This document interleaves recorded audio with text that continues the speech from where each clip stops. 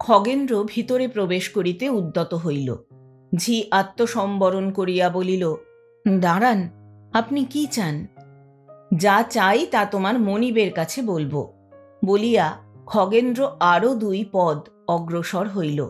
ঝি বলিল, এখন একটু এখানে থাকুন, আমি আগে খবর দিই। আপনার নাম কি বলুন? খগেন্দ্র একটু চিন্তা করিয়া বলিল, নাম না বললে উপরে যেতে পাবো না। ঝি বলিল, না। খগেন্দ্র বলিল, বলো গে, যাও, সোনার হরিণ।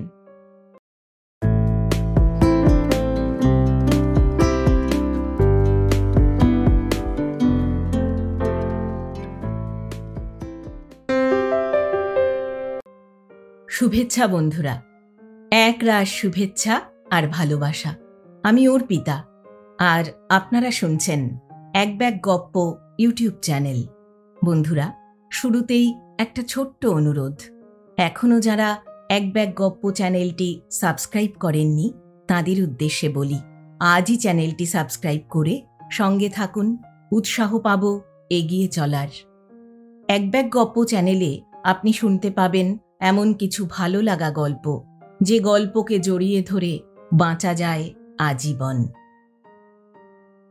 বন্ধুরা, আমরা শুরু করেছিলাম শ্রদ্ধেয় লেখক প্রভাত কুমার মুখোপাধ্যায় রচিত একটি উপন্যাস রত্নদ্বীপ। ইতিমধ্যেই আপনারা রত্নদ্বীপের প্রথম পর্ব শুনে নিয়েছেন নিশ্চয়ই। আজ নিয়ে আসলাম রত্নদ্বীপের দ্বিতীয় পর্ব। গল্প পাঠ করছি আমি অর্পিতা। শব্দ নির্মাণ করেছেন সাহিত্য সমাহার চ্যানেলের আকাশ। প্রচ্ছদ এঁকেছেন কভারম্যান অভিব্রত। উপস্থাপনায় এক ব্যাগ গপ্প ইউটিউব চ্যানেল। শুরু করছি শ্রদ্ধেয় লেখক প্রভাত কুমার মুখোপাধ্যায় রচিত রত্নদ্বীপ উপন্যাসের দ্বিতীয় পর্ব।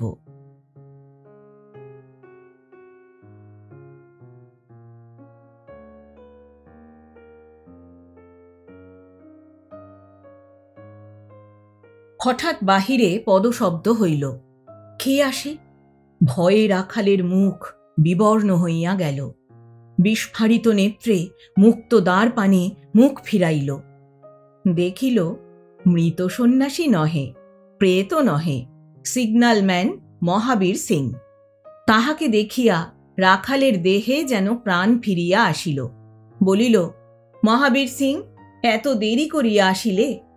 মহাবীর সিং ঘড়ির পানে চাহিয়া বলিল, না বাবু, এই তো 2টা বাজিল।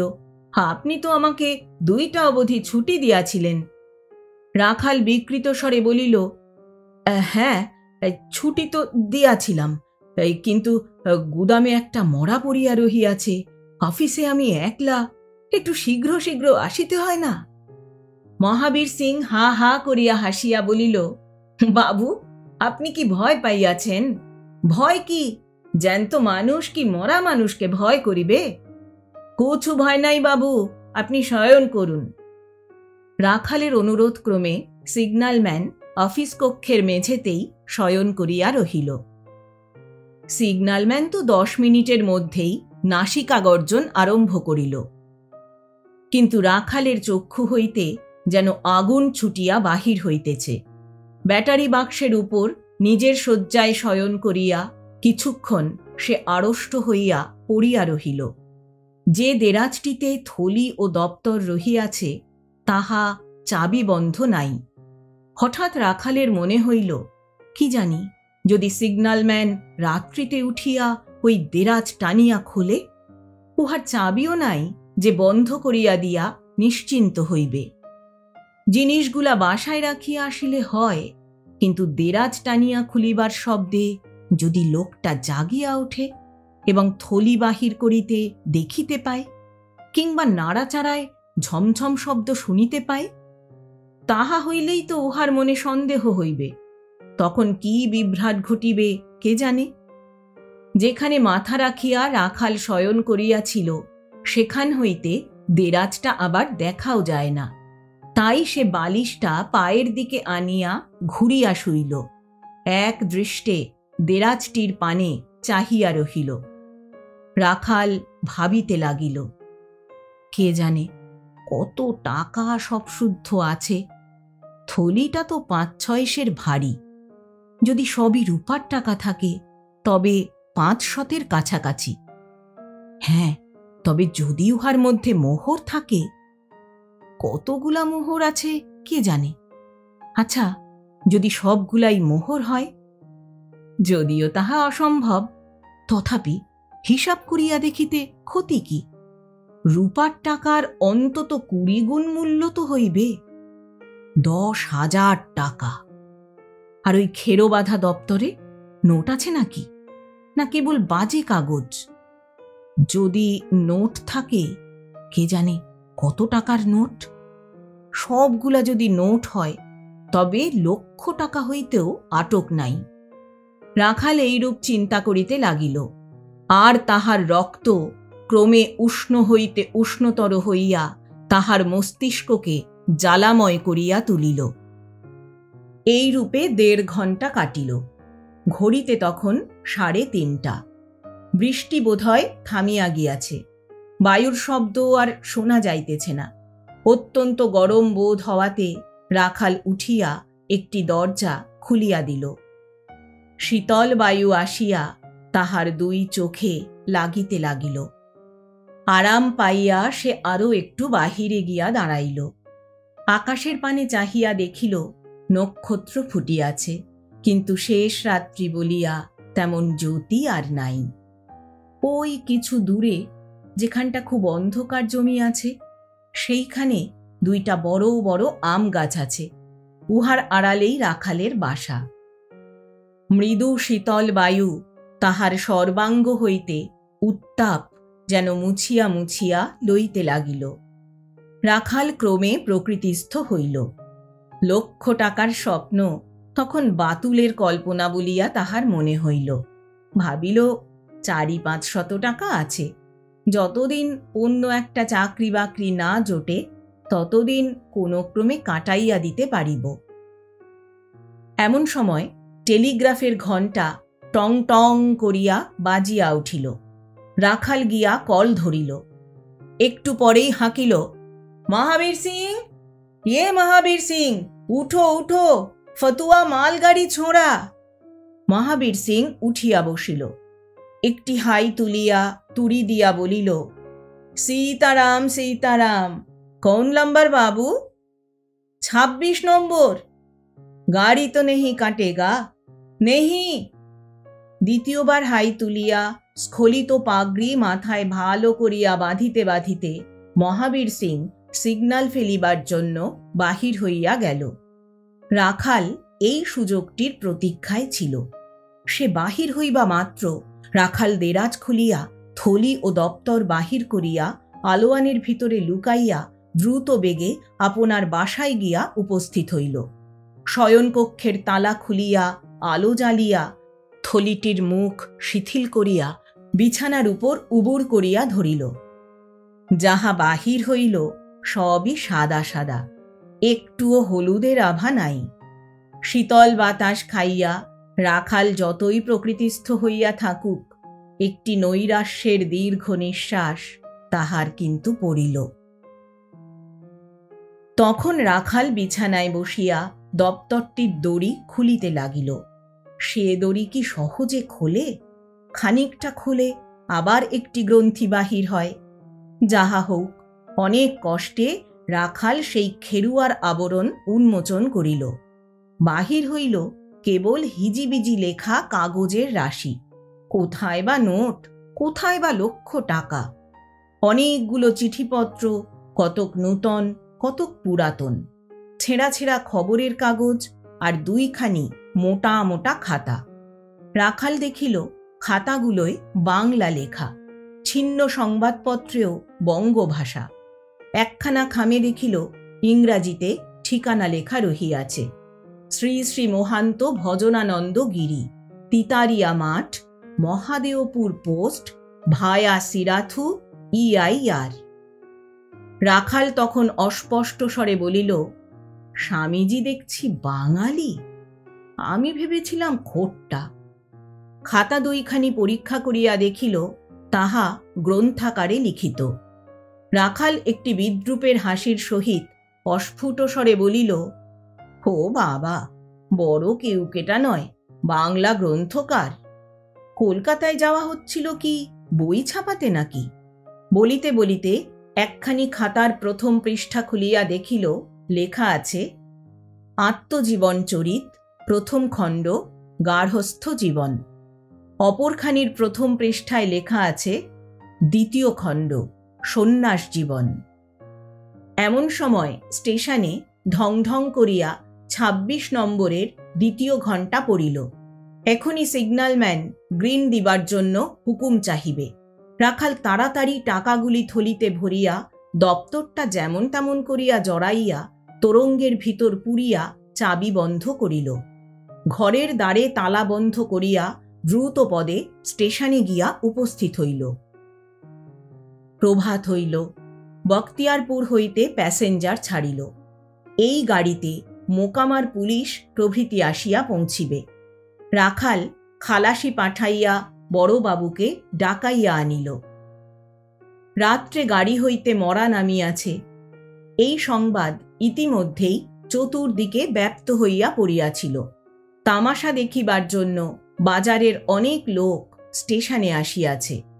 ট্রেন বাহির হইয়া গেলে তাহারা পিলপিল করিয়া প্ল্যাটফর্মে ঢুকিয়া পড়িল।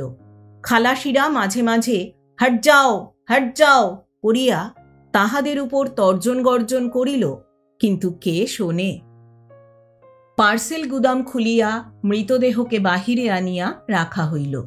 ওয়েটিং রুম হইতে খালাসিরা খান কতক চেয়ার আনিয়া মৃতদেহের নিকট স্থাপন করিল। দারোগাবাবু, স্টেশনের বাবুরা উপবেশন করিলেন। পুলিশের অনুরোধ ক্রমে ডাক্তারবাবু তাহার সর্বাঙ্গ পরীক্ষা করিয়া দেখিতে লাগিলেন। কোথাও কোনো আঘাতের চিহ্ন পাওয়া গেল না। স্বাভাবিক মৃত্যু বলিয়া ডাক্তারবাবু তখন মত প্রকাশ করিলেন। দারোগা বলিল, সন্দেহজনক কিছু নাই তো? ডাক্তার বলিলেন, না, সন্দেহজনক কিছুই নাই। দারোগা বলিল, তবে সার্টিফিকেট লিখিয়া দিন। ডাক্তারবাবু কাগজ কলম আনাইয়া যথারীতি সার্টিফিকেট লিখিয়া দিলেন যে স্বাভাবিক মৃত্যু হইয়াছে। দারোগার আজ্ঞানুসারে একজন কনস্টেবল তখন সন্ন্যাসীর কোমর হইতে চাবি অনুসন্ধান করিয়া তোরঙ্গটি খুলিল। সমস্ত জিনিসপত্রের মধ্যে বহু গবেষণা সত্ত্বেও সন্ন্যাসীর নাম ধামের কিছুই কিনারা হইল না। কেবল বটুয়ার মধ্যে টিকিটখানি যাহা পাওয়া গিয়াছিল তাহা হইতে এইমাত্র নির্ণয় হইল সন্ন্যাসী সিরাথু হইতে কলিকাতা যাইতেছিল। বটুয়া হইতে টিকিট ছাড়া নগদ 10টি টাকা কয়েক আনাও বাহির হইল। দারোগা বলিলেন, ভালোই হইল, ইহাতে দাহ কার্য সমাধা হইবে, নহিলে সরকার হইতে খরচটা লাগিত। মৃতদেহকে দাহ করে কে? দারোগা সকলকে জিজ্ঞাসা করিলেন। এই বাবাজি কোন দেশের লোক বলিয়া বোধ হয়? রাখাল শুনিয়াই বলিয়া উঠিল, বাঙালি। বলিয়াই তাহার মনে হইল, কেন বলিলাম, বলাটা ভালো হয় নাই। দারোগা জিজ্ঞাসা করিলেন, কেমন করিয়া জানিলেন বাঙালি? রাখাল একটু থতমত খাইয়া বলিল, কি জানি, তবে এই মুখ দেখিয়া মনে হইয়াছিল বোধহয় বাঙালি, মুখটা যেন বাঙালি ধরনের। এই কথা বলিতেই উপস্থিত সকলে একটু মনোযোগের সহিত মৃত ব্যক্তির মুখের পানে চাহিল। বাজারের একজন মহাজন রামখেলাউন সাউ হঠাৎ বলিয়া উঠিল, এ সন্ন্যাসী কি আমাদের ছোট বাবুর ভাই? দুজনের মুখ তো ঠিক একই রকম। সকলে তখন পর্যায়ক্রমে রাখালের ও মৃত সন্ন্যাসীর মুখের পানে চাহিতে লাগিল। অপর একজন মহাজন বলিল, ঠিক বলিয়াছ সাউজি, মাথায় জটা ও মুখে দাড়ি না থাকলে ঠিক আমাদের ছোটবাবুর মতো দেখাইত। বড়বাবু বলিলেন, দুজনের বয়স, গায়ের রং প্রায় একই রকম, মুখের ছাঁচও কতকটা মেলে। দারোগাবাবু বলিলেন, হ্যাঁ, বেশ মেলে, কপাল, ভুরু, নাক দুজনের একই রকম, কেবল রাখালবাবুর ঠোঁট সন্ন্যাসীর চেয়ে পাতলা, দাড়ির কাছটাও মেলে। দারোগা তখন হা হা করিয়া হাসিয়া বলিলেন, ছোটবাবু, সন্ন্যাসী যদি আপনার ভাই হয় তবে আপনি এই দাহকর্মের ভার নিন না। আমি কোথায় এখন লোক খুঁজে বেড়াবো? অনেকে হা হা করিয়া হাসিয়া উঠিল। রাখাল না না বলিয়া সলজ্জভাবে ঘাড় নাড়িতে নাড়িতে সেই স্থান পরিত্যাগ করিয়া গেল। দ্বিপ্রহরে পানি পাড়ে ও ভৃত্য চলিয়া যাইবার পর রাখাল সদর দরজায় খিল বন্ধ করিয়া, শয়নকক্ষের জানালা বন্ধ করিয়া, তোরঙ্গটি খুলিয়া সন্ন্যাসীর থলিটি বাহির করিল।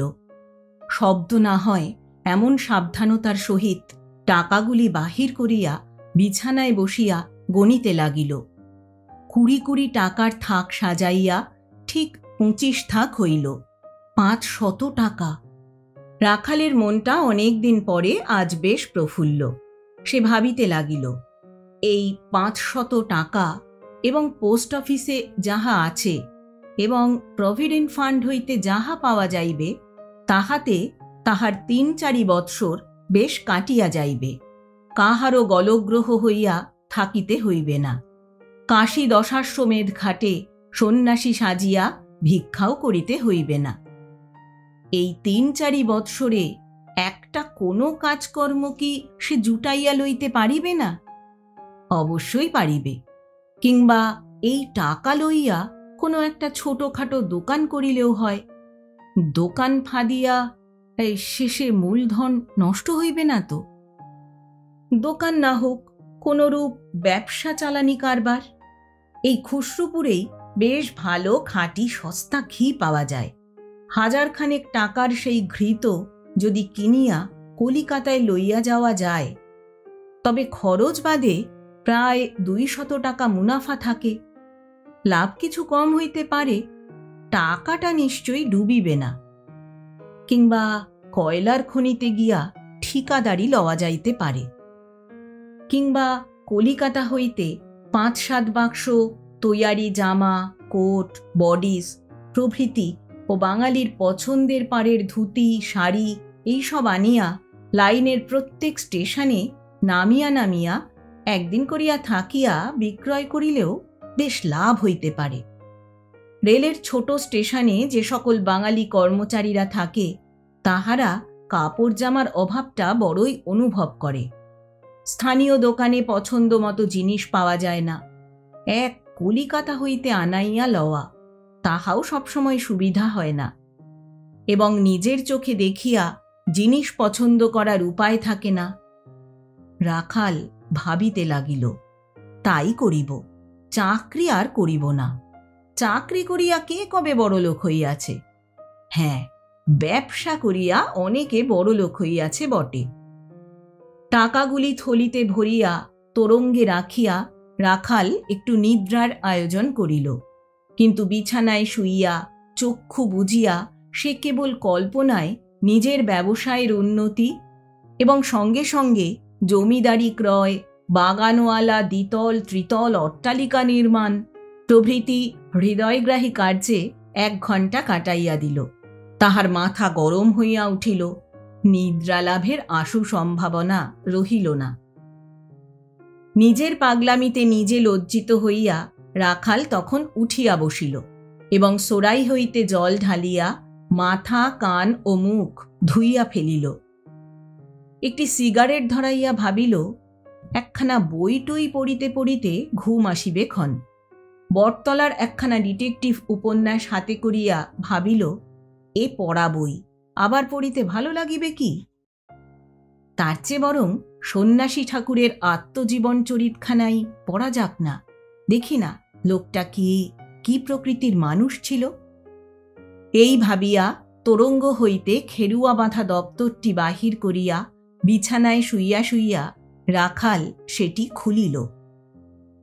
প্রথমে চিঠিগুলা খাম হইতে বাহির করিয়া দেখিল সবগুলা হিন্দি চিঠি, একখানাও পড়িতে পারিল না। ছিন্ন সংবাদপত্র একখানি হাতে তুলিয়া দেখিতে লাগিল। হঠাৎ চারিদিকে লাল কালির চিহ্ন দেওয়া একটা অংশে তাহার দৃষ্টি পতিত হইল। সেই অংশ মফস্বল সংবাদের অন্তর্গত। রাখাল পাঠ করিল, নদিয়া বাসুলিপাড়া। বিগত 12ই জ্যৈষ্ঠ অত্রত্য স্বনামধন্য জমিদার নগেন্দ্রনাথ চট্টোপাধ্যায় মহাশয়ের আদ্য শ্রাদ্ধক্রিয়া মহাসমারোহে সম্পন্ন হইয়া গিয়াছে। চট্টোপাধ্যায় মহাশয়ের জ্যেষ্ঠ পুত্র বহু বৎসর যাবৎ নিরুদ্দিষ্ট থাকায় তদীয় কনিষ্ঠ পুত্র শ্রীমান দেবেন্দ্রনাথ চট্টোপাধ্যায় শ্রাদ্ধাধিকারী হইয়াছিলেন। বৃষোৎসর্গ ও দানসাগর যথারীতি সম্পন্ন হইয়াছিল। দিবসত্রয়ব্যাপী কাঙালি ভোজনে অন্যূন 200 কাঙালি ভোজন করিয়াছে। নবদ্বীপ, ভট্টপল্লী, বিক্রমপুর, রঙ্গপুর প্রভৃতি স্থানের বড় বড় অধ্যাপক পণ্ডিতগণ নিমন্ত্রিত হইয়া আসিয়া সভার শোভা বৃদ্ধি করিয়াছিলেন। রাখাল কাগজখানি পরীক্ষা করিয়া দেখিল, ইহা প্রায় 2 বৎসরের পুরাতন। আর একখানি ছিন্ন সংবাদপত্র পরীক্ষা করিতে রাখাল দেখিতে পাইল, বিজ্ঞাপন স্তম্ভের ভিতর নিম্নলিখিত বিজ্ঞাপনটির চতুর্দিকে রেখাঙ্কিত: 100 টাকা পুরস্কার।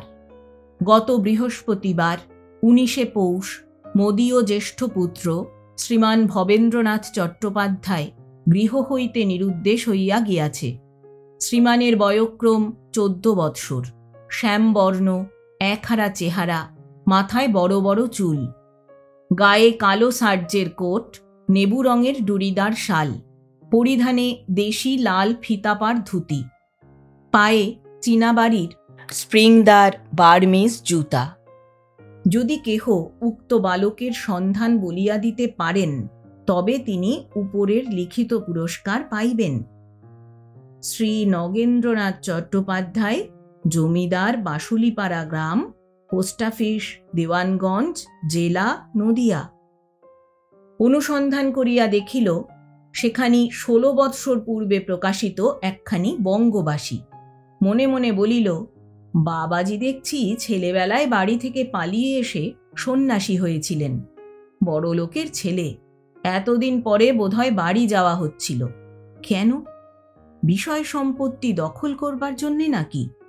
জীবন চরিত্রা তো তাহলে ভালো করে পড়তে হয়।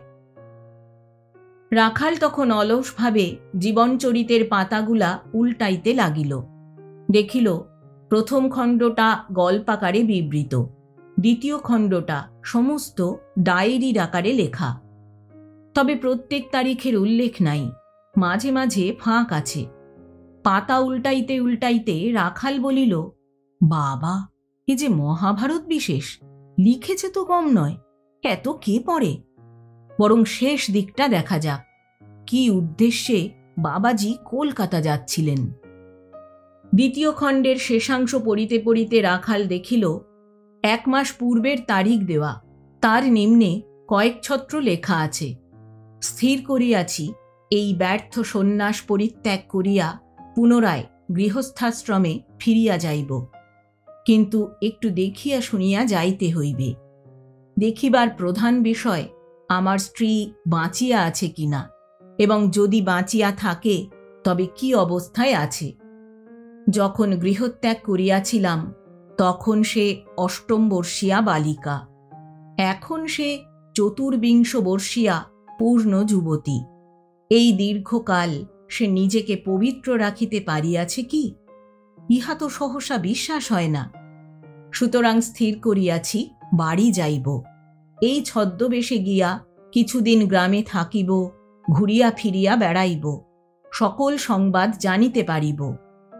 মঠের কি বন্দোবস্ত করিব তাহাই ভাবিতেছি। পাঠ শেষ করিয়া রাখাল কিয়ৎক্ষণ স্তব্ধ হইয়া রহিল। বিছানায় একটু উচ্চ হইয়া উঠিয়া বালিশের উপর বাম হস্তের ভর দিয়া রাখাল গভীর চিন্তায় মগ্ন হইল। কিছুক্ষণ এইভাবে অতিবাহিত হইলে একটি দীর্ঘ নিঃশ্বাস পরিত্যাগ করিয়া আবার রাখাল চিত হইয়া শয়ন করিল। দ্বিতীয় খণ্ডখানির এক স্থানে হঠাৎ খুলিয়া এই অংশটি পাঠ করিল: অদ্য বঙ্গবাসীতে দেখিলাম, গৃহস্থাশ্রমে যিনি আমার পিতা ছিলেন তিনি স্বর্গারোহণ করিয়াছেন। মহাসমারোহে তাহার শ্রাদ্ধক্রিয়া সম্পন্ন হইয়া গিয়াছে। এই সংবাদটি পাঠ করিয়া আজ আমার বুকে দারুণ ব্যথা বাজিয়া উঠিয়াছে। পূর্ব কথা সমস্ত মনে পড়িতেছে। কত সময় ভাবিয়াছি, গৃহস্থাশ্রম ত্যাগ করিয়া আমি কি ভালো করিয়াছিলাম? আমার আধ্যাত্মিক জীবন যেরূপে পরিণতি প্রাপ্ত হইবে আশা করিয়াছিলাম, তাহার কিছুই তো হইল না। এদিকে পুরাদস্তুর বিষয়ী হইয়া উঠিয়াছি। মঠের বিষয় সম্পত্তির তত্ত্বাবধান করিতে অধিকাংশ সময় অতিবাহিত হয়। নিজের চরিত্র নিষ্কলঙ্ক রাখিতে সমর্থ হই নাই। তবে কেন এ ভূতের বোঝা বহিয়া মরি? কোনো রিপুই দমন করিতে কৃতকার্য হই নাই। সেদিন ভৃত্য তামাকু দিতে বিলম্ব করিয়াছিল। এই কারণে ক্রোধে অন্ধ হইয়া তাহাকে খড়ম ছুঁড়িয়া মারিয়াছিলাম। গত বৎসর মঠের এস্টেটের তহসিলদার যখন ১,০০০ টাকা তছরূপ করিয়া পলায়ন করে, তখন সেই ১,০০০ টাকার শোকে ২-৩ দিন ভালো করিয়া ঘুমাই নাই, আহার করিতে পারি নাই। উৎকৃষ্ট পুরাতন বাসমতি চাউলের অন্ন, সুগন্ধি গব্য ঘৃত ভিন্ন আমার আহার হয় না। ৩ সের দুগ্ধ জাল দিয়া ১ সের করিয়া সমস্ত দিনে তাহার উপর যে স্বরটুকু পড়ে, সেই স্বরে মিষ্টির গুঁড়া মিশাইয়া বৈকালে জলযোগ করিয়া থাকি। আমি মহান তো? লোকে পরোক্ষে ভজনানন্দ স্থলে আমাকে ভোজনানন্দ বলিয়া উপহাস করে। শুনিয়া আমি কত রাগ করিয়াছি, কিন্তু কথাটা তো বড় মিথ্যা নহে। আদালতে মিথ্যা সাক্ষ্য দিয়াছি, মোকদ্দমা জিতিবার জন্য জাল দলিল পর্যন্ত নিজের তত্ত্বাবধানে প্রস্তুত করিয়াছি। কোন পাপটা করি নাই? আমার জীবনে ধিক। তাহার পর রাখাল পড়িয়া যাইতে লাগিল।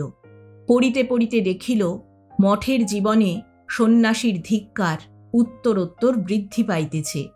শেষ হইবার কিছু পূর্বে পড়িল, আজ বঙ্গবাসী আসিয়াছে। খুলিয়া অভ্যাস মতো প্রথমেই মফস্বল স্তম্ভ অন্বেষণ করিলাম, বাসুলিপাড়ার কোনো সংবাদ আছে কিনা। দেখিলাম আছে, নিদারুণ সংবাদই আছে। আমার কনিষ্ঠ ভ্রাতা দেবেন্দ্র আর ইহলোকে নাই। আমি যখন গৃহত্যাগ করিয়াছিলাম তখন সে ১ বৎসরের শিশু। ভাবিতাম আমি চলিয়া আসিয়াছি, সে তো আছে। তাহার দ্বারাই পিতার বংশরক্ষা হইবে, বিষয় রক্ষা হইবে। সে গেল। এখন বৃদ্ধা জননীকে কে সান্ত্বনা দিবে? কে সংসার দেখিবে? আমার পৈতৃক সম্পত্তি বাৎসরিক লক্ষাধিক টাকা, এই সম্পত্তি কে ভোগ করিবে? আমি কি চিরদিন এই মঠে বসিয়া এই বিড়ম্বিত জীবন যাপন করিব? কোথায় সাধন, কোথায় ভজন? কেবল বিষয় বিষয় বিষয় চিন্তা, রসনার সেবা, এই মাটির দেহের সহস্র বিধানে পরিচর্যা আর ভণ্ডামি। যদি বিষয় চিন্তাতেই জীবন অতিবাহিত করিতে হয়, তবে আমার পৈতৃক বিষয়, যাহা এই মঠের বিষয়ের অন্তত ২০ গুণ, সে বিষয় কি অপরাধ করিয়াছিল? কি করিব? এসব ছাড়িয়া ছুড়িয়া বাড়ি ফিরিয়া যাইব কি?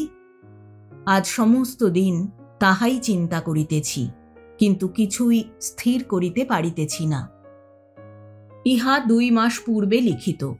২-৩ পৃষ্ঠার পরেই লেখা শেষ হইয়াছে। সন্ন্যাসী নিজের পত্নীর চরিত্র পরীক্ষা করিবার মানসে গ্রামে গিয়া কিছুদিন ঘুরিয়া বেড়াইবার সংকল্প পূর্বধৃত মত লিপিবদ্ধ করিয়াছেন। রাখাল খাতা বন্ধ করিয়া বিছানা হইতে উঠিল। সেই স্বল্পায়তন কক্ষখানির মধ্যে পদচারণা করিতে করিতে অনেকক্ষণ চিন্তা করিল। একবার খোলা জানলার কাছে দাঁড়াইয়া বাহিরের দিকে চাহিয়া থাকে, কিন্তু তাহার চক্ষু বাহিরের কিছুই দেখিতে পায় না। একবার তাহার মুখে যেন বিষাদের ছায়া ঘনাইয়া আসে, আবার যেন সে আশঙ্কায় অভিভূত হইয়া পড়ে, আবার একটু প্রফুল্ল ভাব ধারণ করে। তাহার মুখে যেন একটু বিদ্রূপের হাসি ফুটিয়া ওঠে। প্রায় 1 ঘণ্টা কাল অতীত হইলে রাখাল আবার শয্যার উপরে বসিল। নিজের অবনত মস্তক 2 হস্তে চাপিয়া ধরিয়া মনে মনে বলিল, আমি যাব। এই বিষম প্রলোভন দমন করা আমার সাধ্য নয়। 1 লক্ষ টাকা আয়ের জমিদারি, যুবতী স্ত্রী, একটা মিথ্যা কথার দ্বারাই আমি লাভ করতে পারি। যে এতক্ষণ চিতায় পুড়ে ছাই হয়ে গেছে, তার বয়স, তার গায়ের রং, তার চেহারা সমস্তই আমার মতো। 16 বৎসর অদর্শনের পর কার সাধ্য আমার জুয়াচুরি ধরে? তার জীবনচরিত আমার হাতে, তাতে প্রত্যেক খুঁটিনাটি কথাটি পর্যন্ত লেখা আছে। সেখানে আমি মুখস্থ করে নিলে কার সাধ্য আমায় সন্দেহ করে? রাখাল, তুমি মরো, তুমি মরো, মরে ভবেন্দ্র হয়ে জন্মগ্রহণ করো। চৈত্র মাসের প্রথম সপ্তাহ, কিন্তু ইতিমধ্যেই এবার বেশ গ্রীষ্ম পড়িয়া গিয়াছে। বেলা 10টার সময় কলিকাতার উত্তরাংশের কোনো সদর রাস্তা দিয়া রেশমি ছাতা মাথায় এক যুবক ধীরে ধীরে চলিতেছিল। লোকটি অত্যন্ত সুপুরুষ, মুখে চোখে রূপ যেন ঝলমল করিতেছে। তাহার বেশবিন্যাসেও বাহারের ছড়াছড়ি। মস্তকে তরঙ্গায়িত কেশের বড় বাহার, অঙ্গে পাঞ্জাবি পিরিহানের বাহার, পায়ে লপেটা জুতার বাহার, জুতার উপর বসনের সুকুঞ্চিত প্রান্তভাগের বাহার যেন লুটাপুটি খাইতেছে। লোকটির বয়স 32, বড়জোর 33 হইতে পারে। যুবকের নাম খগেন্দ্রনাথ বন্দ্যোপাধ্যায়। পিতা কলিকাতা সমাজের একজন বিখ্যাত ধনী ছিলেন। তাহার মৃত্যুতে অল্প বয়সেই খগেন্দ্র তাহার অগাধ সম্পত্তির অধিকারী হয়। কিন্তু সেসব গিয়াছে, খগেন্দ্র এখন এক প্রকার নিঃস্ব। 1 লক্ষ টাকা খরচ করিয়া একটা থিয়েটার খুলিয়াছিল, সে থিয়েটার ফেল হইয়া গিয়াছে। একসময় খগেন্দ্র 500 টাকা বাগান খরচ করিত, সে সকল এখন তাহার স্বপ্নবৎ। এখন দায়ে পড়িয়া সে অপেক্ষাকৃত সংযত চরিত্র, কিন্তু অর্থলালসা তাহার মনে রাবণের চিতার মতো জ্বলিতেছে। গত বৎসরও একটা বড় রকমের জাল করিয়া বেঙ্গল ব্যাংক হইতে অনেক টাকা আত্মসাৎ করিবার চেষ্টায় ছিল, ধরাও পড়িয়া যায়। পুলিশ কোর্টে সঙ্গীন মোকদ্দমা উপস্থিত হয়। তথা হইতে দায়রা সোপর্দ হইয়াছিল, কিন্তু পিতৃপুণ্যে অনেক কষ্টে অব্যাহতি পাইয়াছে। হা ভগবান, যাহার বহিরাবরণ এমন শ্রীমণ্ডিত করিয়া পাঠাইয়াছ, তাহার অন্তর্দেশ এমন অসার পদার্থে গঠিত করিলে কেন?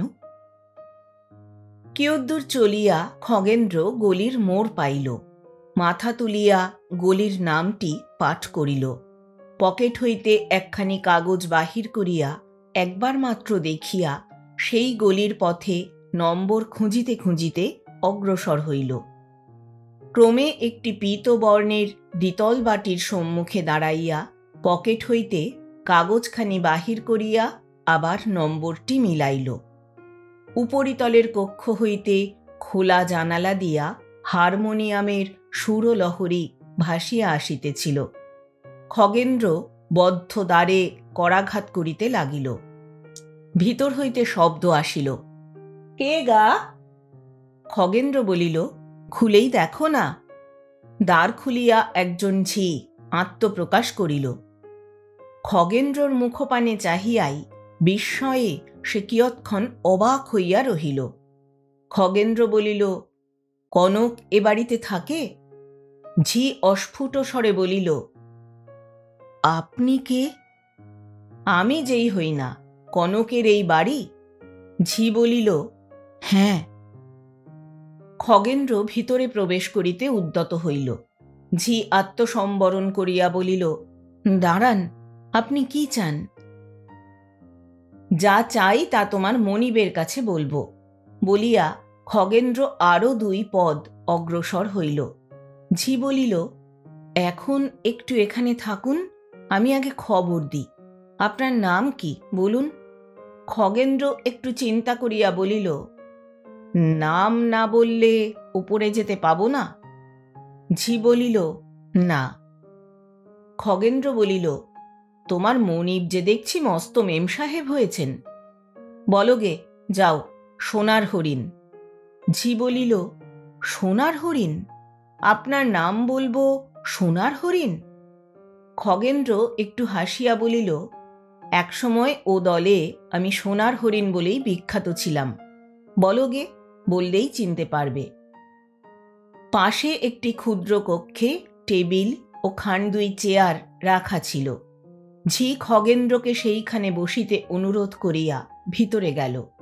খগেন্দ্র না বসিয়া সেই হারমোনিয়ামের সুরসঙ্গতের সঙ্গে কণ্ঠ মিলাইয়া গুনগুন স্বরে গান গাহিতে লাগিল। কয়েক মুহূর্ত পরে হারমোনিয়াম থামিয়া গেল। ঝি নামিয়া আসিয়া বলিল, উপরে চলুন। খগেন্দ্র উপরে গিয়া দেখিল, সদ্য স্নাতা আলুলায়িত কুন্তলা কনকলতা হারমোনিয়ামের টুল ছাড়িয়া উঠিয়া দাঁড়াইতেছে। প্রবেশমাত্র সে বলিয়া উঠিল, আসুন আসুন, আজ কি সুপ্রভাত, কেমন আছেন? ভালো আছি। তুমি এ গলির ভিতর এই খনির তিমির গর্ভে আশ্রয় নিয়েছ কতদিন? খগেন্দ্র বলিল। কনকলতা উত্তর দিল, এই বছরখানেক হল। সে বাড়িতে থাকতে লোকে ভারী বিরক্ত করত। আপনি জানেনই তো, অভিনেত্রী হলেও আমার মনের গতি একটু অন্য রকম। আমি গোলমাল ভালোবাসিনে। খগেন্দ্র বলিল, বেশ বেশ, দুটো পান আনতে বলো তো। কনক উঠিয়া গিয়া বারান্দায় দাঁড়াইয়া ঝিকে পান আনিতে আদেশ করিল। ফিরিয়া আসিয়া বলিল, তামাক দেবে কি? না, আমার কাছে সিগারেট আছে, বলিয়া স্বর্ণ নির্মিত একটি সিগারেট কেস পকেট হইতে বাহির করিয়া খগেন্দ্র একটি সিগারেট কনকলতাকে দিল, একটি নিচে ধরাইল। রূপার ডিবায় ভরিয়া ঝি পান আনিয়া দিল। কিয়ৎক্ষণ গ্রীষ্মাধিক্য ও অন্যান্য বিষয়ক কথোপকথনের পর খগেন্দ্র বলিল, আজকাল কি করছো তুমি? কনকলতা বলিল, বেকার বসে আছি, মাসখানেক হলো থিয়েটারের চাকরি ছেড়ে দিয়েছি। হ্যাঁ, তাই শুনলাম যদুর কাছে। কি হয়েছিল? খগেন্দ্র বলিল। কনকলতা উত্তর দিল, ম্যানেজারের সঙ্গে বকাবকি হয়েছিল। খগেন্দ্র বলিল, কেন, ব্যাপারটা কি? কনকলতা বলিল, হয়েছিল কি জানেন, শাহজাহানের রিহার্সাল হচ্ছিল। আমাকে দিয়েছিল জাহানারার পার্ট। শুরুতেই এক জায়গায় শাহজাহান আমাকে বলছে, বেচারি মাতৃহীনা পুত্রকন্যারা আমার, তাদের শাসন করব কোন প্রাণে জাহানারা? ওই চেয়ে দেখো, ওই স্ফটিকে গঠিত দীর্ঘ নিঃশ্বাস, ওই তাজমহলের দিকে চেয়ে দেখো। এখন কবি তাজমহলকেই স্ফটিকে গঠিত দীর্ঘ নিঃশ্বাস বলে বর্ণনা করেছেন, কেমন কিনা? খগেন্দ্র বলিল, হ্যাঁ, ইংরাজিতেও তাজমহলকে মর্মর গঠিত স্বপ্ন বলে বর্ণনা করা হয়েছে। কনকলতা বলিল, তাই তো, তেমনি বাঙালি কবি ভাবের রং আরও একটু চড়িয়ে স্ফটিকে গঠিত দীর্ঘ নিঃশ্বাস বললেন। শোক যেন মূর্তি ধারণ করেছে। চমৎকার না? খগেন্দ্র বলিল, নিশ্চয়। কনকলতা উত্তর দিল, এখন হয়েছে কি জানেন, ছাপাখানার ভূতেরা ছাপার বইখানিতে ওই দীর্ঘ নিঃশ্বাস কথাটির দুই পাশে দুটি বন্ধনী চেপে দিয়েছে। অর্থাৎ ওটা যেন পতন ও মূর্ছা কিংবা বেগে প্রবেশ, ওই জাতীয় একটা ব্যাপার। তাই মনে করে ম্যানেজার মহাশয় শাহজাহানকে শেখাচ্ছেন, ওই স্ফটিকে গঠিত পর্যন্ত বলে হুস হুস করে একটা বড় রকম দীর্ঘ নিঃশ্বাস ফেলতে হবে। তারপর আবার বলে যেতে হবে, ওই তাজমহলের দিকে চেয়ে দেখো, ইত্যাদি। আচ্ছা, এটা বাঁদরামি নয়? খগেন্দ্র বলিল, অবশ্যই। কনকলতা বলিল, অপরাধের মধ্যে আমি তাই ম্যানেজারকে বলেছিলাম। এই না শুনে ম্যানেজার একেবারে চোটে লাল। এত বড় আস্পর্ধা, আমায় তুই বাঁদর বললি বলে চেঁচামেচি আরম্ভ করে দিলে। আমার মেজাজটিও রাজা ও রানীর ভাষায় বলতে গেলে নিতান্ত মধুমত্ত মধুকরের মতো নয়, জানেনি তো। আমিও খুব কড়া কড়া শুনিয়ে দিয়ে চাকরিতে লাথি মেরে বাড়ি চলে এলাম। খগেন্দ্র বলিল, তারপর? কনকলতা বলিল, তারপর লোকের পর লোক পাঠাতে লাগলো, কিন্তু আমি আর কিছুতেই নড়ছি নে। আমি বসে আছি গম্ভীর হিমালয়ের মতো। বলিয়া অভিনেত্রী নিজের মুখের ভাব অত্যন্ত গম্ভীর করিয়া কয়েক মুহূর্ত নত নেত্রে বসিয়া রহিল। এই ক্ষণিক অভিনয়টুকু শেষ করিয়া খিলখিল করিয়া হাসিয়া উঠিল। খগেন্দ্র সেই হাসিতে যোগ দিল। হাসি থামিলে কনক বলিল, তারপরে আজ কি মনে করে আগমন বলুন দেখি? বোধহয় 2 বছর আপনার দেখা পাইনি।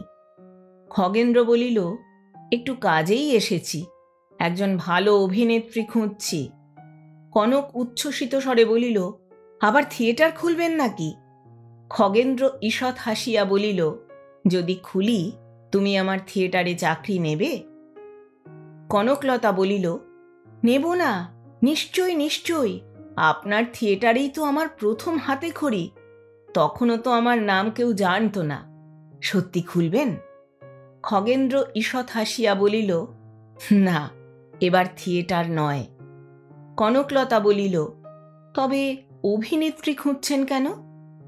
খগেন্দ্র বলিল, একটু কাজ উদ্ধার করবার জন্য। তুমি বেকার বসে আছো শুনে তোমারই কাছে এসেছি। যতদিন আমার কাজে থাকবে আমি মাসে 200 টাকা করে তোমায় মাইনে দেব।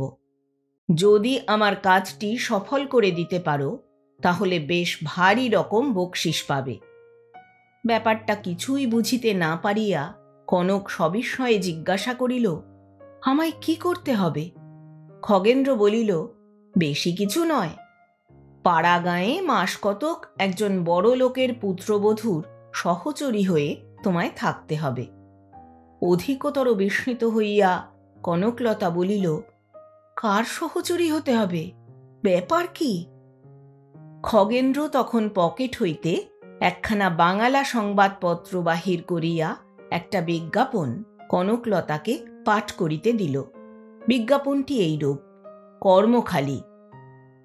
অত্র এস্টেটের শ্রীযুক্তেশ্বরী বধূরানী মহোদয়ার জন্য একজন সৎকুলজাতা সহচরীর প্রয়োজন, যিনি ভালো রকম বাংলা লেখাপড়া জানেন এবং অবসর সময়ে চিত্ত বিনোদনের জন্য সঙ্গীতাদি করিতে সুপটু, অথচ নিষ্ঠাবতী হিন্দু রমণী। নিঃসন্তান বিধবা হইলে আরও ভালো হয়। তাহার আবেদনই সর্বাগ্রে গ্রাহ্য হইবে। অসন বসন ব্রতাদি নিয়ম প্রভৃতির উপযুক্ত ব্যয় অত্র এস্টেট হইতে নির্বাহ হইবে। তাহা ছাড়া মাসিক 25 হিসাবে জলপানি দেওয়া যাইবে। কর্মপ্রার্থিনীগণ 2 জন পদস্থ ব্যক্তির স্বাক্ষরিত প্রতিষ্ঠান সহ সত্বর আবেদন করুন। Shri Raghunath Majumdar, manager, Basulipara estate, post office Dewanganj, জেলা নদিয়া। কনকের পাঠ শেষ হইলে খগেন বলিল, আমি চাই তুমি ওই পদের জন্য দরখাস্ত করো, তারপর সেখানে গিয়ে মাস কতক সহচরী হয়ে থাকো। চক্ষু কুঞ্চিত করিয়া কনক বলিল, আমি কিছু বুঝতে পারছি নে, আপনার মতলব কি? ওই বধূরানী আপনার কেউ হয় নাকি? খগেন্দ্র বলিল, হয় না, যদি হইয়ে দিতে পারো তাহলেই আমার কার্যসিদ্ধি হয়। কনকলতা বলিল, কি হইয়ে দিতে পারি? খগেন্দ্র বলিল, স্ত্রী, সে বিধবা, যদি তার সঙ্গে আমার বিবাহ ঘটিয়ে দিতে পারো তাহলে ভালো রকম ঘটকালি পাবে।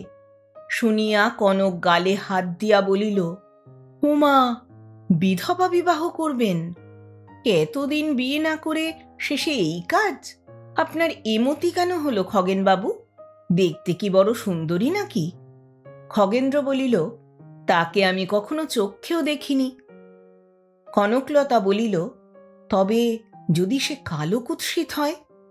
খগেন্দ্র বলিল, হলই বা কুৎসিত, কালো কুৎসিত মেয়েকে কেউ কি বিয়ে করে না?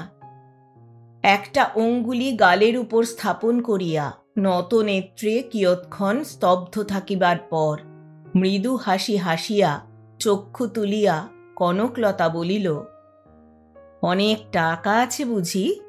আপনি একটি দাও মারবার চেষ্টায় আছেন, নয়?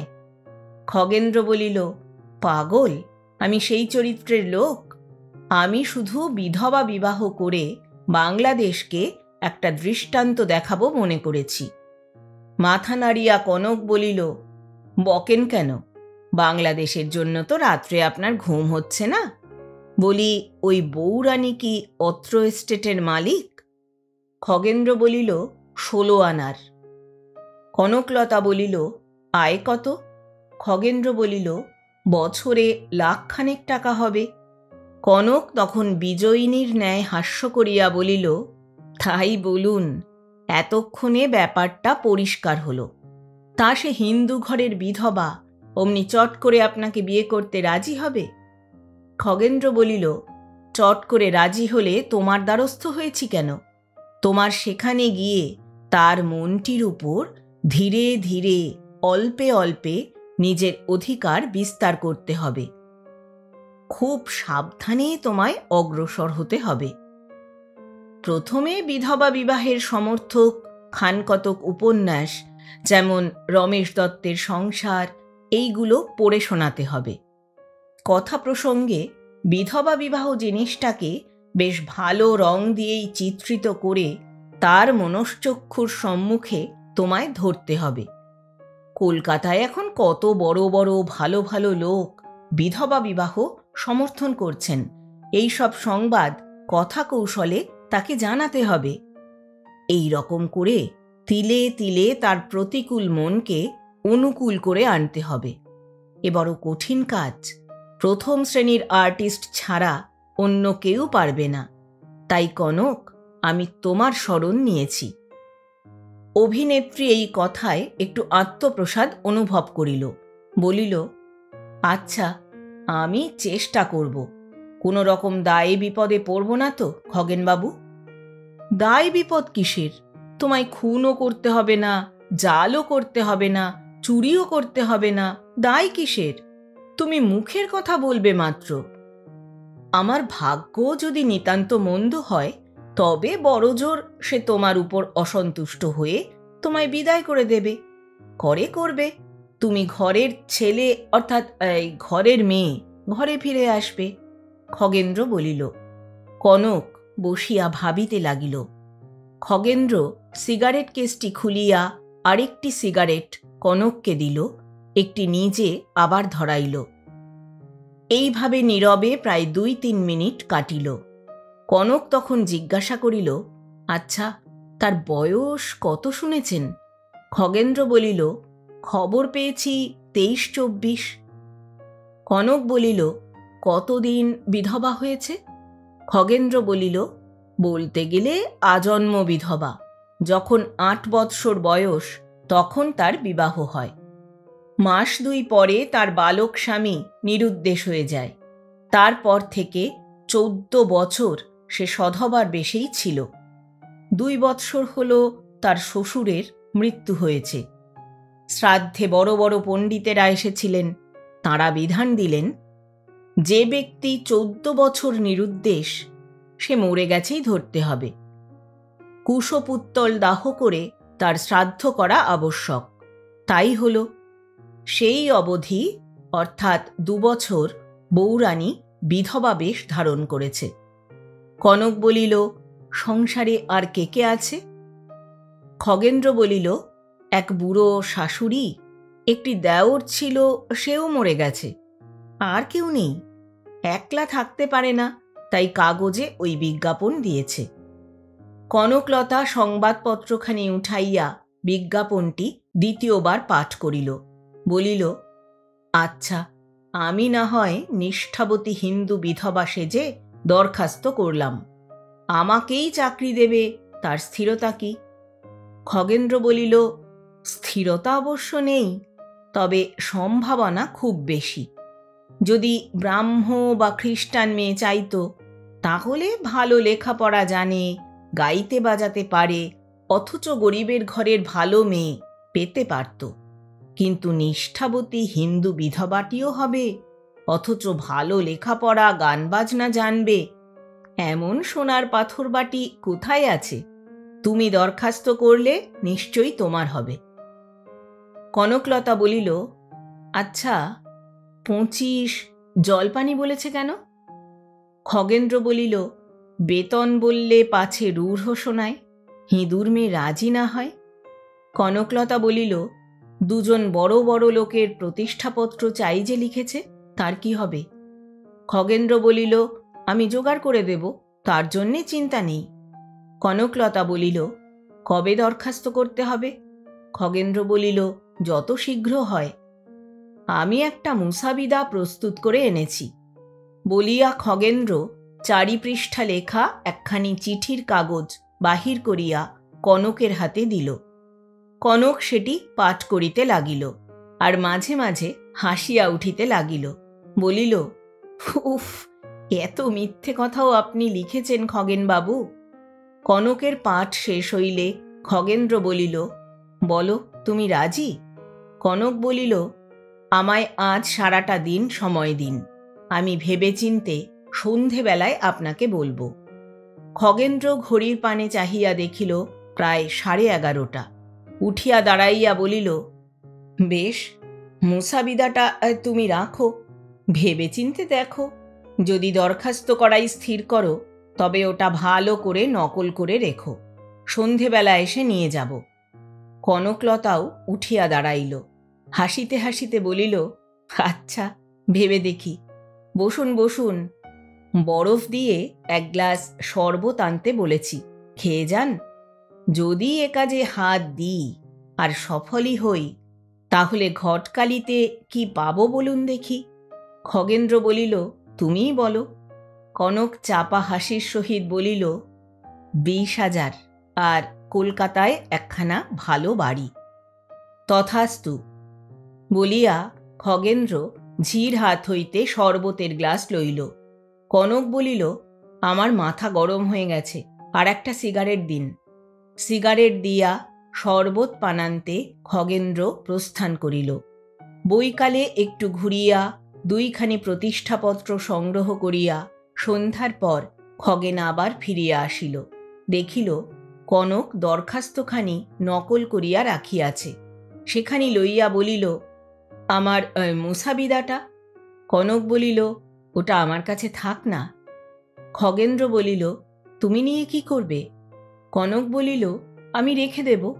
খগেন্দ্র একটু হাসিল, বলিল, যদি বেইমানি করে তোমার ঘটকালি ফাঁকি দিই, তাই আমার হাতের লেখায় আমার বিরুদ্ধে একটা প্রমাণ সংগ্রহ করে রেখে দিলে, তাই তো? কনক হাসিয়া বলিল, না খগেনবাবু, তা নয়, আপনার হাতের একটা চিহ্ন থাকল। খগেন্দ্র বলিল, বেশ, রেখে দাও, কোনো ভয় করো না, তোমায় আমি ফাঁকি দেব না কনক। যেন চোরের মধ্যেও বিশ্বাস বলে একটা জিনিস আছে, নইলে কি চোরেরই ব্যবসা চলে?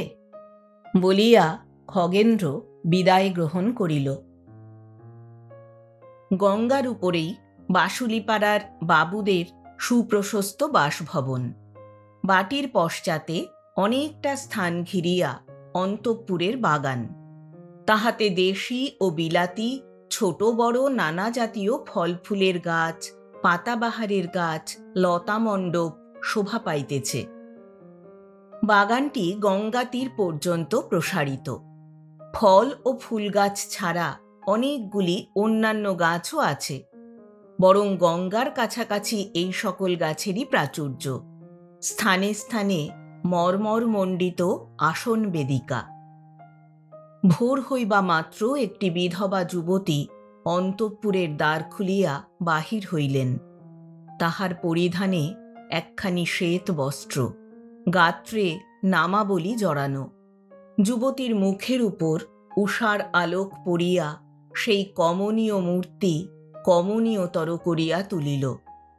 তাহার দক্ষিণ হস্তে একটি ফুলের সাজি, বাম হস্ত রিক্ত। ইনি আর কেহ নহেন বাসুলিপাড়ার জমিদার বাটির বধূরানী শ্রীমতী ইন্দুমতী দেবী, আপাতত সমস্ত সম্পত্তির একমাত্র স্বত্বাধিকারিণী। তাহার পশ্চাৎ পশ্চাৎ প্রৌঢ়বয়স্কা একজন ঝিও বাহির হইল। তাহার হস্তে বস্ত্রাদি ও গামছা রহিয়াছে। বৌরানী ধীরে ধীরে বাগানের পথ অতিক্রম করিয়া ঘাটের দিকে অগ্রসর হইলেন। ঝিও পশ্চাৎ পশ্চাৎ চলিল, উভয়ই নীরব। গাছে গাছে পক্ষীকুল উচ্ছ্বসিত কণ্ঠে প্রভাতী গাহিতেছে। মৃদু সমীরণ ফুলবাস আহরণ করিয়া দিকে দিকে খেলিয়া বেড়াইতেছে। বাগানের প্রান্তভাগে পরস্পর সংলগ্ন দুইটি বাঁধা ঘাট, একটি পুরুষদিগের জন্য, অন্যটি অন্তঃপুরিকাগণের ব্যবহারার্থ। প্রস্তর নির্মিত সোপানাবলী অবতরণ করিয়া জলমধ্যে প্রবেশ করিয়াছে। উভয় ঘাটের মধ্যভাগে পাথরে গাঁথা উচ্চ ব্যবধান। বৌরানী যখন ঘাটের প্রথম সোপানে পৌঁছিলেন, তখনও উষালোক অস্পষ্ট। সেখানে দাঁড়াইয়া দেখিতে পাইলেন জল হইতে ২-৩টি সোপান ঊর্ধ্বে কি একটা যেন পদার্থ পড়িয়া রহিয়াছে। তাহা মনুষ্য কি কোনো জন্তু কি কাষ্ঠখণ্ড ভালো নজর হইল না। বৌরানীর মনে একটু ভয়ও হইল।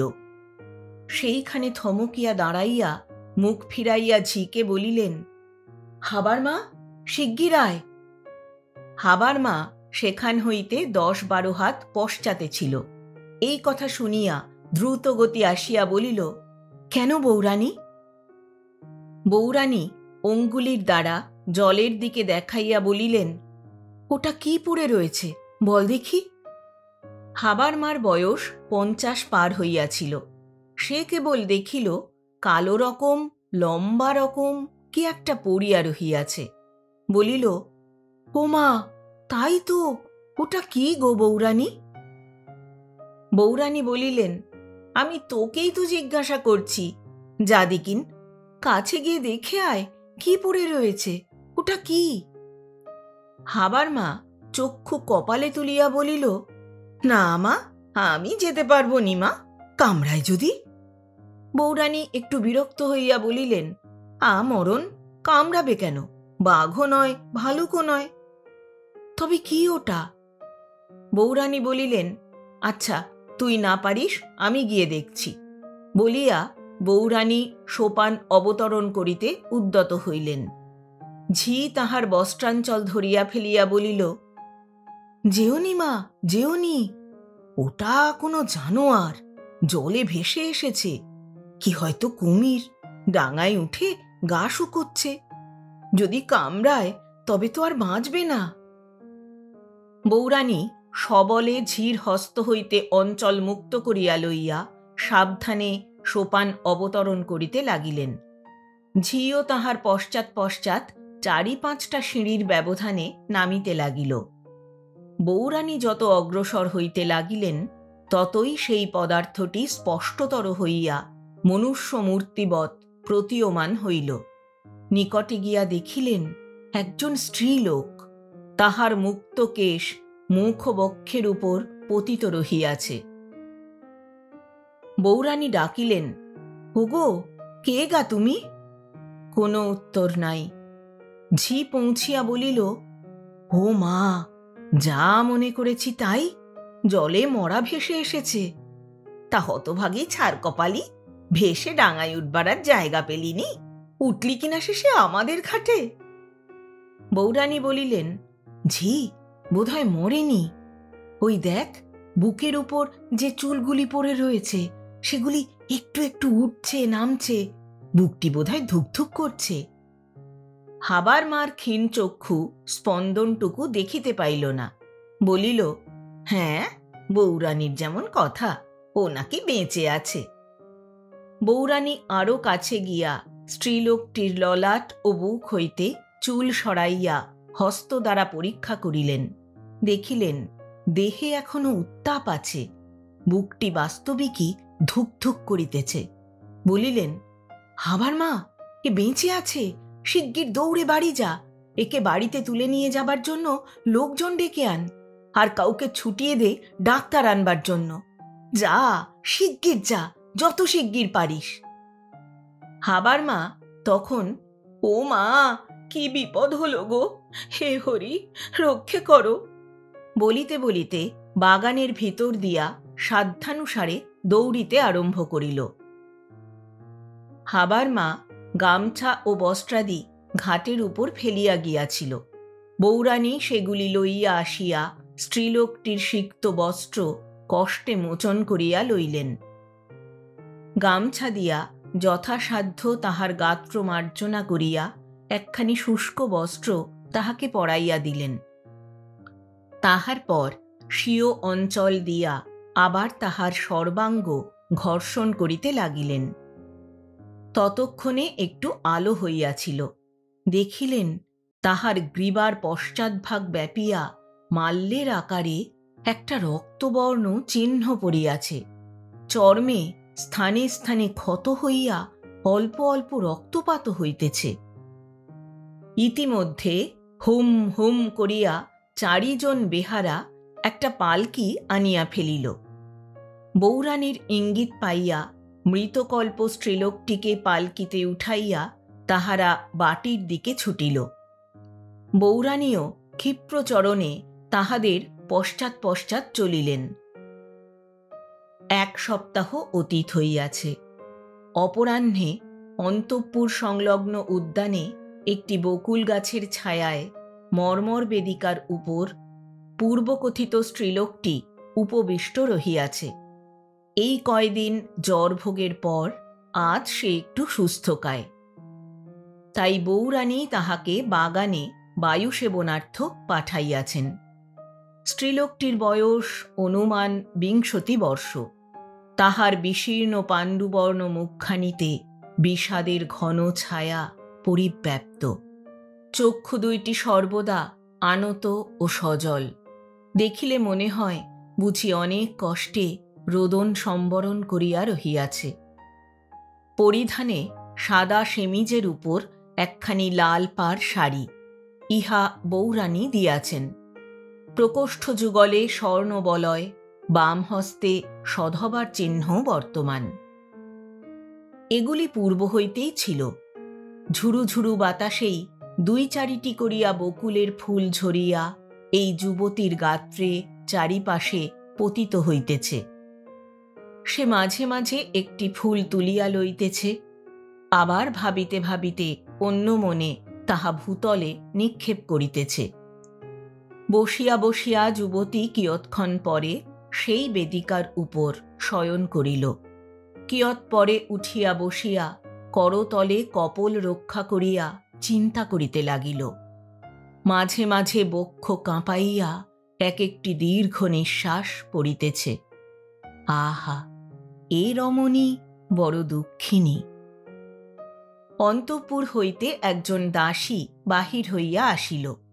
তাহার বাম কক্ষতলে একখানি শতরঞ্জ ও একটি বালিশ, দক্ষিণ হস্তে কাঁসার গেলাস ভরা কতকটা গরম দুধ।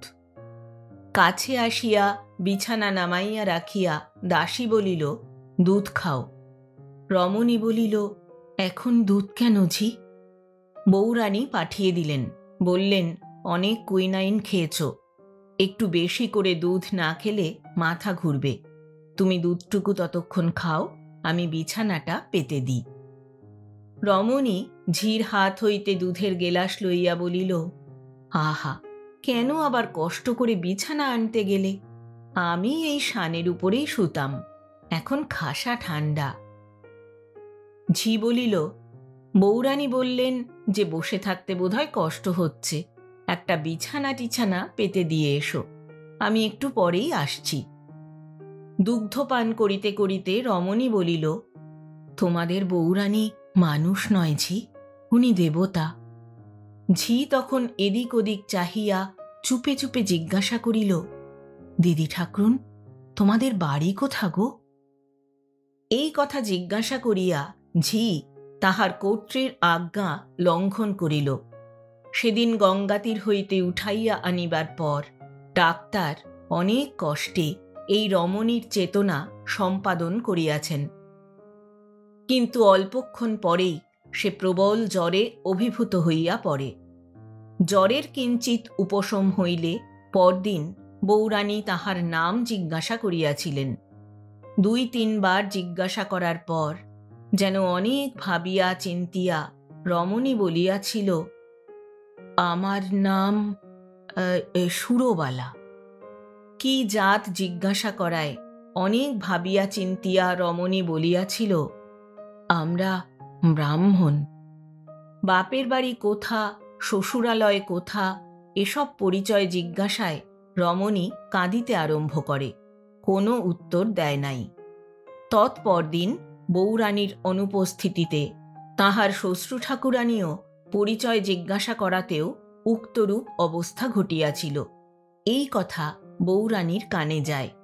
ইহাতে তিনি বিবেচনা করিলেন, উহার পিত্রালয় বা শ্বশুরালয়ের স্মৃতির সঙ্গে কোনো মহা দুঃখ জড়িত আছে। এদিকে এই গঙ্গায় ভাসিয়া আসা স্ত্রীলোকটির পরিচয় জানিবার জন্য বাটির দাস দাসী সকলেই উদ্গ্রীব হইয়া উঠিয়াছিল। কিছুতেই তাহারা কৌতূহল দমন করিয়া রাখিতে পারিতেছিল না।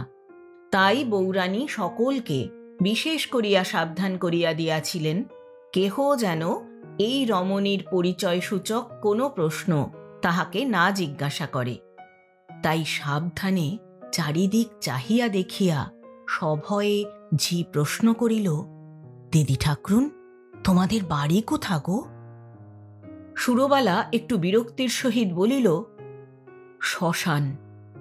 উত্তরটা শুনিয়া ঝি চমকিয়া উঠিল। সুরবালার কঙ্কালসার দেহখানির পানে এক দৃষ্টে চাহিয়া রহিল, মুখের পানে চাহিল। সেই সময়টা সূর্য একটু নামিয়া যাওয়াতে সেই স্থানটায় রৌদ্র আসিয়া পতিত হইল। ঝি তখন বলিল, না দিদি ঠাকরুন, তুমি তা নও। সুরবালা জিজ্ঞাসা করিল, আমি কি নই?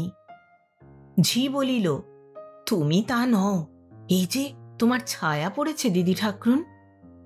বড় দুঃখের সময়ও সুরবালার মুখে হাসি আসিল।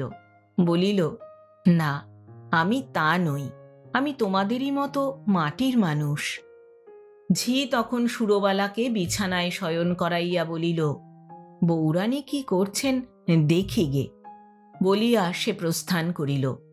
কিয়ৎপরে সুরবালা দেখিল বউরানী বাগানের দিকে আসিতেছেন। তিনি নিকটবর্তী হইলে সে উঠিয়া বসিল। বউরানী বলিলেন, তুমি শোও না, উঠো না। সুরবালা বলিল, না, আমি বেশ বসতে পারব। এতক্ষণ তো বসেই ছিলাম, এই মাত্র শুয়েছি। বউরানী বলিলেন, তুমি কাহিল মানুষ, শুয়ে থাকো, আমি তোমার কাছে বসছি। বেশিক্ষণ বসে থাকলে তোমার কষ্ট হবে।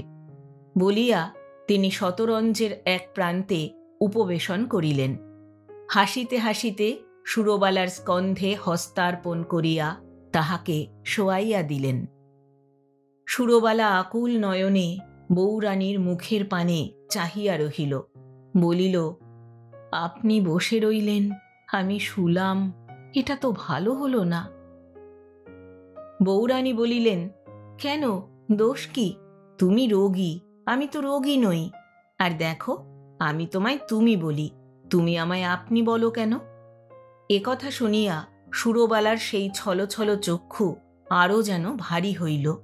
রুদ্ধ কণ্ঠে বলিল, আপনি স্নেহ করেন বলেই তো ও কথা বলছেন। আপনারা রাজা তুল্য লোক, আমি আপনার দাসীর যোগ্য নই। তা সত্ত্বেও সেসব কিছু মনে না করে আমার অসুখের সময় আপনি যে সেবাটা নিজে হাতে আমায় করেছেন, লোকের মা বোনেও সেরকম পারে না। তবে না করলেই ভালো করতেন। বউরানী তাহার মনের ভাব বুঝিয়াছিলেন। আজ প্রথম নহে, এই কয়দিনই লক্ষ্য করিতেছেন, বাঁচিয়া উঠিয়াছে বলিয়া এই রমণী নিজের অদৃষ্টকে ধিক্কার দিতেছে। ইহার পরিচয় তো জানিতে পারেন নাই, ইহার কিসের এত দুঃখ তাহাও কিছুমাত্র নির্ণয় করিতে পারেন নাই। এই কয়দিন সুরবালার সহিত বিশ্রম্ভালাপেরও সুযোগ তিনি পান নাই। আজ প্রথম দুইজনে নিরালায় কথোপকথন। অথচ এই অভাগিনীর দুঃখের কারণ অবগত হইবার জন্য যদি সম্ভব হয়, সে দুঃখভার কিয়দংশ লাঘব করিবার জন্য বউরানীর পুষ্পকোমল হৃদয়খানি উন্মুখ হইয়া রহিয়াছে। তাহার মুখে একথা শুনিয়া জিজ্ঞাসা করিলেন, তোমায় বাঁচাতে চেষ্টা করে কি ভালো করিনি? সুরবালা বলিল, আমার মতো হতভাগিনীর পক্ষে মৃত্যুই ভালো ছিল। অনুযোগের সুরে বউরানী বলিলেন, ছি, ও কথা কি বলতে আছে? নিজের মরণ কামনা কি করতে আছে? ভগবান যে জীবন দিয়েছেন সে তার মহাদান। সে জীবনে তাচ্ছিল্য করা তারই অপমান করা। সুরবালা বলিল, জীবন দিয়েছিলেন, বেশ করেছিলেন, কিন্তু জীবনের সঙ্গে সঙ্গে এত দুঃখ দিলেন কেন? বউরানী বলিলেন, তিনি যা ভালো বুঝেছেন তাই তিনি করেছেন। তার কাজে দোষ দেখা, ছল ধরা আমাদের কি সাজে? তিনি দুঃখ যা দিয়েছেন তাও আমাদের মাথা পেতে নিতে হবে। সুরবালা অন্যদিকে চাহিয়া নীরব হইয়া রহিল। সূর্য অনেকক্ষণ অস্ত গিয়াছেন। দিবালোক অত্যন্ত ক্ষীণ হইয়া পড়িয়াছে। বাগানের যত পাখি গঙ্গার বেলাভূমিতে চরিতে গিয়াছিল, তাহারা ফিরিয়া কলকোলাহলে আকাশ পূর্ণ করিয়া ফেলিতেছে। একটু পরে বউরানী বলিলেন, তোমার কি দুঃখ আমায় তুমি বলবে? বলিয়া সস্নেহে তিনি সুরবালার একখানি হাত নিজের হাতের মধ্যে লইলেন। সুরবালা কিন্তু কোনো উত্তর করিল না। ধৈর্যের বাঁধ ভাঙিয়া তাহার চক্ষুযুগল হইতে অবিরল ধারায় অশ্রুবন্যা প্রবাহিত হইল। বউরানী বলিলেন, থাক থাক, কেঁদো না, কেঁদো না। সে কথা মনে করতেও যদি তোমার এত দুঃখ, তাহলে বলে কাজ নেই। আমি আর এ প্রসঙ্গ তুলব না। শুধু একটি শেষ কথা জিজ্ঞাসা করি। সুরবালা তাহার অশ্রুসিক্ত চক্ষু দুইটি বউরানীর দিকে ফিরাইল। বউরানী নিজের অঞ্চল দিয়া সযত্নে তাহার চক্ষু ও কপল যুগল মুছাইয়া দিয়া বলিলেন, তোমার আত্মীয় স্বজন কেউ কোথাও আছেন কিনা তা আমরা কিছুই জানি নে। তুমি কিছুই বলনি। তুমি আজ 8 দিন এখানে রয়েছ। তোমার খবর না পেয়ে তারা হয়তো কত ভাবছেন। তাদের কোনো খবর দেওয়া উচিত নয় কি? তারা জানতে পারলে হয়তো এসে তোমায় নিয়ে যেতে পারতেন। সুরবালা ধীরে ধীরে উঠিয়া বসিল। বলিল, বউরানী, এই পৃথিবীতে আমার আর এমন কেউ নেই যে আমার খবর না পেয়ে ভাবিত হবে, কিংবা খবর পেলে খুশি হবে, কিংবা এসে আমায় নিয়ে যাবে। আমার দুর্ভাগ্যের সীমা নেই। তাই আমার নিজের কোনো পরিচয় আপনার কাছে বলিনি। সামান্য যা বলেছি তাও কাল্পনিক, যথার্থ নয়। এইটুকু আপনাকে জানিয়ে রাখলাম, কারণ আপনার সঙ্গে এই চাতুরিটুকু করে ভারী অন্যায় করেছি, অকৃতজ্ঞের কাজ করেছি। আপনি যদি আমায় জীবন দিলেন, তবে আমার আরেকটি প্রার্থনা আছে। বলিয়া সুরবালা বউরানীর পদযুগল ধারণ করিলেন। ও কি করো ভাই? বলিয়া বউরানী তাহার হাত দুইটি সবলে টানিয়া লইলেন। সুরবালা কাতর স্বরে বলিতে লাগিল, আমার প্রার্থনা এই, আপনাদের এই সংসার তো রাজার সংসার। ভগবানের কৃপায় আপনাদের কোনো বিষয়ের অভাব তো নেই। আমি যতদিন বাঁচি এই সংসারে আমাকে আশ্রয় দিয়ে রাখুন। কত দাসদাসীকে আপনি তো প্রতিপালন করছেন, সেই রকম আমাকেও প্রতিপালন করুন। আমায় ত্যাগ করবেন না। এই মর্মভেদী কথাগুলি শুনিয়া বউরানী কয়েক মুহূর্ত স্তব্ধ হইয়া রহিলেন। নিজের অঞ্চল দিয়া আবার সুরবালার চক্ষু মুছাইয়া বলিলেন, এই কথা? তাই এর জন্য তুমি এত কাতর হয়েছ কেন ভাই? তোমায় ত্যাগ করব এমন কথা তো আমি বলিনি। আমি তোমায় এইখানেই রাখব, কোথাও যেতে দেব না, কেমন?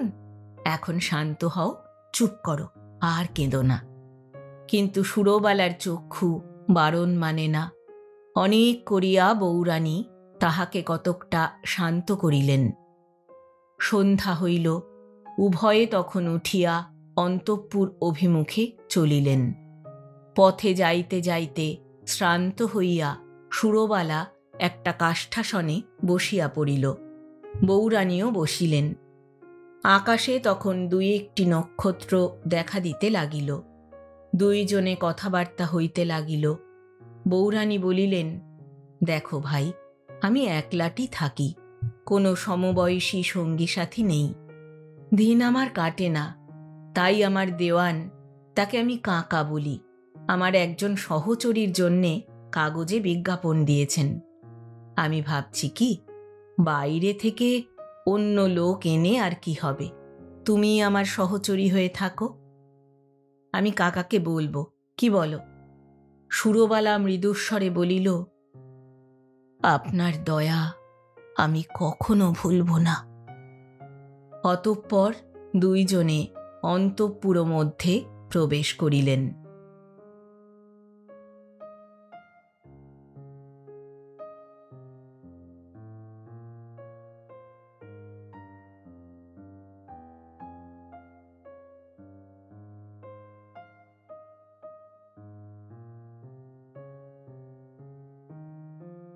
এতক্ষণ শুনলেন শ্রদ্ধেয় লেখক প্রভাত কুমার মুখোপাধ্যায় রচিত রত্নদ্বীপ উপন্যাসের দ্বিতীয় পর্ব।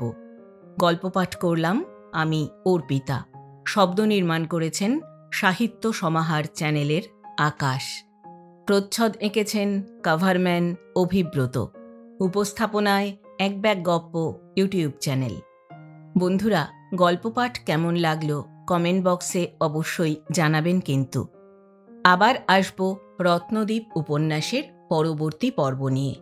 আজ তাহলে বিদায় নিচ্ছি। সবাই ভালো থাকবেন, সুস্থ থাকবেন।